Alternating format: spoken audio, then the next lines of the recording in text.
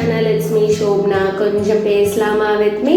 So வாங்க, இது வந்து தேர்ஸ்டேயோட vlog, லாஸ்ட் தேர்ஸ்டேயோட vlog தான். பருப்புருண்டை குழம்பு பண்ணியிருந்தேன். ஸோ அதை தான் வந்து நம்ம இந்த வீடியோவில் பார்க்கலாம். அண்ட் வந்து என்ன அரைச்சி வச்சுருக்கேன்னா மசாலா தான்.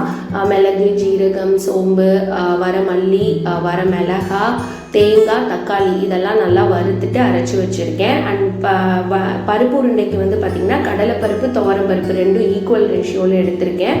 டிஸ்பிளேயில் வர இன்க்ரீடியன்ஸ் எல்லாம் ஃபஸ்ட்டு மிக்ஸி ஜாரில் ஒரு பல்ஸ் விட்டுட்டு அதுக்கப்புறம் ஊற வச்ச பருப்பை எடுத்து போட்டு, பருப்பு வந்து பார்த்திங்கன்னா ஒரு 1/2 hour ஊறினா போதும். ஸோ தண்ணி ஊற்றாமல் கொஞ்சம் அரைச்சிக்கோங்க. பட் நான் இன்னைக்கு கொஞ்சம் தண்ணியாக அரைச்சிட்டேன். அண்ட் அதுக்கப்புறமா வந்து புளி கொஞ்சமாக கரைச்சி வச்சுக்கோங்க. ஒரு நெல்லிக்காய் சைஸ், நெல்லிக்காவை விட கொஞ்சம் அதிக சைஸ் அளவுக்கு. இப்போ நம்ம சாம்பாருக்குலாம் ஊற்றுவோம் இல்லையா, அந்தளவு ஊற்றுனா போதும். அண்ட் ஒரு பேனில் எண்ணெய் ஊற்றிட்டு கடுகு உளுந்து போட்டு பொரிஞ்சோன்னே வெங்காயம் ஆட் பண்ணியிருக்கேன். வெங்காயம் வதங்கினதுக்கப்புறம் நம்ம அரைச்சி வச்சுருக்க மசாலாவை எடுத்து ஊற்றிட்டு சால்ட் போட்டுக்கோங்க.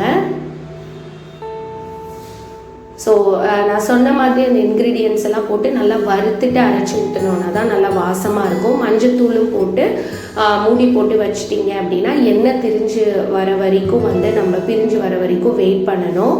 அண்ட் இப்போ வந்து பருப்பு உருண்டையை நம்ம வேக வைக்க போகிறோம். ஸோ நான் கொஞ்சம் தண்ணியாக அரைச்சிட்டேன்னு சொன்னேன் இல்லையா, ஸோ அதனால் கொஞ்சம் உருண்டை பிடிக்கிறதுக்கு தான் கொஞ்சம் கஷ்டமாக இருந்தது. ஸோ தண்ணியை வந்து தெளித்து தான் நம்ம அரைக்கணும். நான் வந்து அரைக்கும் போது ஏதோ ஒரு ஞாபகத்தில் தண்ணி லைட்டாக எக்ஸ்ட்ரா ஊற்றிட்டேன். அண்டு இந்த மாதிரி வந்து இட்லி தட்டில் துணி போட்டு, இல்லை நீங்கள் நார்மலாக துணி இல்லாமல் வைக்கிறீங்கனாலும் உங்களுக்கு ஓகே, வச்சு இந்த மாதிரி வச்சு மூடிடுங்க. ஒரு 10 to 15 minutes தான் அது வெந்துடும்.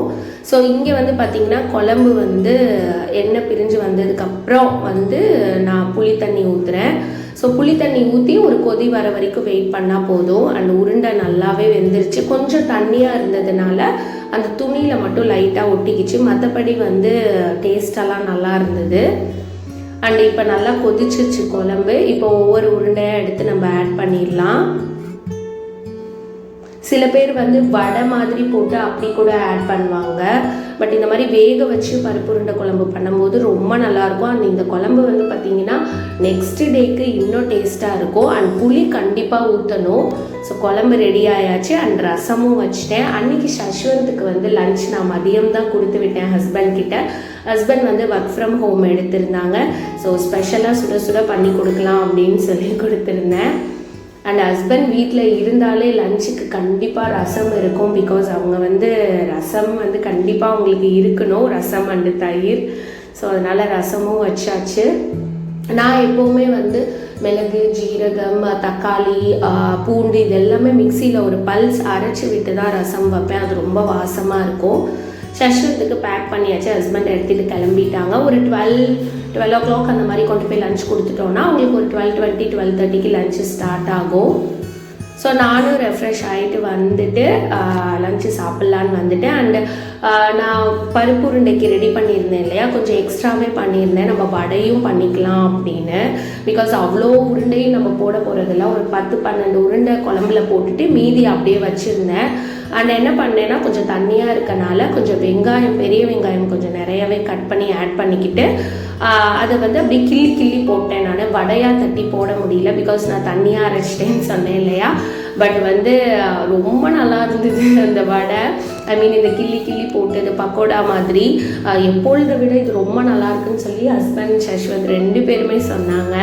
ஸோ அப்போ கூட வந்து சஷ்வந்த் சொன்னாமா இதே மாதிரி இனிமேல் பண்ணுங்க அப்படின்னு. நான் தான் நினச்சேன் நம்ம ஏதோ தப்பாக பண்ணோம், என்னடா சொதப்பிடுவோமோன்னு நினச்சோம். பட் இன்றைக்கின்னு பார்த்து இது நல்லா வந்திருக்கேன். அவ்வளோ கிறிஸ்பியாக இருந்தது.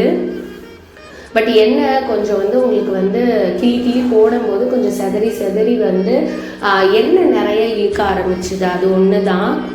பட் கொஞ்சம் ஃபில்டர் பண்ணி எடுத்துட்டேன் நான். அண்ட் பருப்பு உருண்டை வச்சு குழம்பு போட்டு வடை வச்சு சாப்பிடும்போது செம்ம டேஸ்ட்டாக இருந்தது. ஸோ இந்த இன்க்ரீடியன்ட்ஸ் நான் சொன்னபடி ஃபாலோ பண்ணி பாருங்கள், ரொம்ப நல்லாயிருக்கும். அண்ட் இந்த வீடியோ பிடிச்சிருந்தா லைக் பண்ணுங்கள், ஷேர் பண்ணுங்கள், கமெண்ட் பண்ணுங்கள். மறக்காமல் நம்ம சேனலை சப்ஸ்கிரைப் பண்ணிக்கோங்க. பாய்.